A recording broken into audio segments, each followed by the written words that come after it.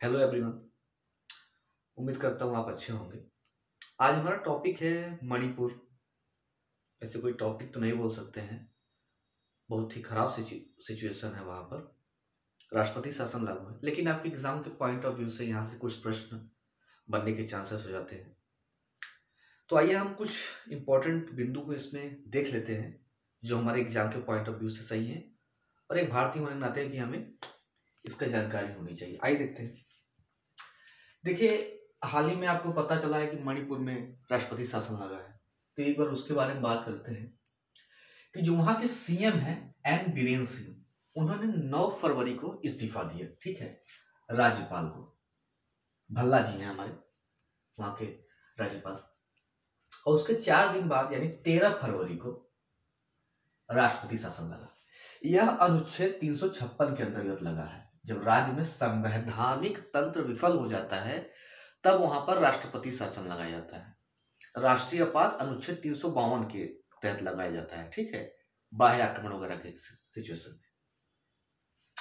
पहले बात जान लेते हैं कि मणिपुर और उत्तर प्रदेश, इन दो स्थानों में सबसे ज्यादा बार राष्ट्रपति शासन लागू हुआ था। ठीक है, 10-10 बराबर थे। यह 11वीं बार राष्ट्रपति शासन लगा है मणिपुर में, तो यह 11वीं बार है। अभी तक 10-10 पे इक्वल थे उत्तर प्रदेश और मणिपुर। एक बात इंपॉर्टेंट हो जाती है कि मणिपुर की विधानसभा में कितनी सीटें हैं। तो मणिपुर की विधानसभा में 60 सीटें हैं। ठीक है, देखिए क्या बात है कि ये अभी थोड़ी ना प्रारंभ हुआ है। ये हिंसा लगभग 21 महीने से हो रही है छुटपुट तरीके से। 3 मई 2023 ये डेट है जब मैतेई समुदाय अपने आप को शेड्यूल्ड ट्राइब्स का दर्जा पाने के लिए शांतिपूर्ण तरीके से मार्च कर रही थी। उसी वक्त हिंसा हुई और वह हिंसा अभी तक प्रभावित कर रही है मणिपुर को। यानी 3 मई 2023 से जाति हिंसा के चलते लगभग अभी 300 प्लस मौतें हो चुकी हैं। यह आंकड़ा प्लस में ही होगा, माइनस में तो नहीं होगा। 300 प्लस मौतें हो चुकी हैं। तो यह आप समझ सकते हैं कि वहां की स्थिति कितनी गंभीर है। देखिए, जो वहां पे हिंसा हो रही है वो 2 प्रमुख संप्रदाय हैं वहां के। एक है कुकी और एक है मैती या मैतेई। ठीक है, इन्हीं दोनों के बीच में हिंसा हो रही है। मैं बताऊंगा अभी कि क्यों हिंसा हो रही है। तो पहले ये जान लेते हैं कि जो कुकी है यह ईसाई धर्म को मानने वाले लोग हैं। ठीक है, और ये जो मैती या मैतेई है यह हिंदू धर्म को मानने वाले लोग हैं। ठीक है, आइए देखते हैं कि जो मणिपुर की कुल आबादी है वो लगभग 38 लाख है। यहां पे आपको सिचुएशन समझ में आई कि वास्तविक सिचुएशन है क्या वहां पर। ठीक है, देखिए जो मैती समुदाय है वो लगभग 53% है कुल आबादी का।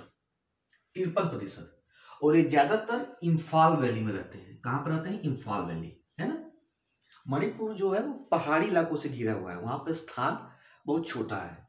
तो ये जो इम्फाल वैली है यह स्थान, यह भूमिगत क्षेत्र है और यह लगभग 10% केवल है। यह कुल भूमि का 10% है और इस 10% में 53% रहते हैं जो कि मैती समुदाय के हैं। और नागा और जो कुकी हैं वह 40% है कुल आबादी का, यानी 38 लाख का 40% है। और ये ज्यादातर हिल एरिया में रहते हैं, यानी पहाड़ी इलाकों में रहती है। और पहाड़ी इलाका जो है वह कुल क्षेत्र का 90% है, यानी ज्यादातर पहाड़ी एरिया है।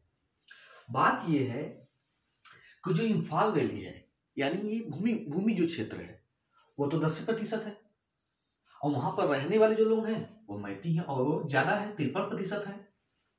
इनका ये कहना है कि हमें ये अधिकार दिया जाए कि हम ये हिल एरियाज में अपनी जमीन खरीद सके। इनका मानना ये है कि हमें हिल एरियाज में भी जमीन खरीदने का ये अधिकार दिया जाए। और जो कुकी हैं वो इसका विरोध कर रहे हैं कि नहीं भाई, यहां पर हमारा ही अधिकार होना चाहिए, प्रारंभ से ही हमारा इस पर अधिकार है। इन्हीं दोनों के बीच में लेकर विवाद है, संसाधनों को लेकर विवाद है। तो मोस्ट इंपॉर्टेंट अगर हम समझे ओवरऑल की क्या कारण है तो यही है, जमीन विवाद, संसाधन को लेकर विवाद। शेड्यूल ट्राइब्स का ये लोग चाहते हैं ताकि इन्हें भी अधिकार मिल सके, तो आप ये समझेंगे कि 90 और 10%, मतलब जो कुल आबादी है, अगर ये मणिपुर है तो इसमें सिर्फ इतना ही क्षेत्र आपका इंफॉल वैली माना जाएगा इसको, ठीक है। ये जो भूमि वाला क्षेत्र, बाकी सब ये सब पहाड़ है, ये सब पर्वत है। अब देखते हैं कि अब तक कितनी बार राष्ट्रपति शासन लग चुका है। तो अब तक 134 बार राष्ट्रपति शासन लग चुका है, ठीक है। अगर हम बात करें पहली बार कब लगा था, तो वह 20 जून 1951 को पंजाब सरकार के कम्युनिस्ट सरकार जो थी उसके खिलाफ लगाया था, पंडित जवाहरलाल नेहरू जी के समय में, ठीक है। ये तो मैंने ओवरऑल बताया। अब जैसे कुछ इंपॉर्टेंट प्रश्न आते हैं, कुछ इंपॉर्टेंट प्रश्न आ रहे हैं जनरल नॉलेज के लिए। वो क्या है कि सबसे ज्यादा समय तक कहां पर राष्ट्रपति शासन लागू रहा है, तो वो क्रम है आपका जम्मू कश्मीर, उसमें लगभग 10 साल कुछ थे। उसके बाद कहां का है, पंजाब का है। उसके बाद पुडुचेरी का।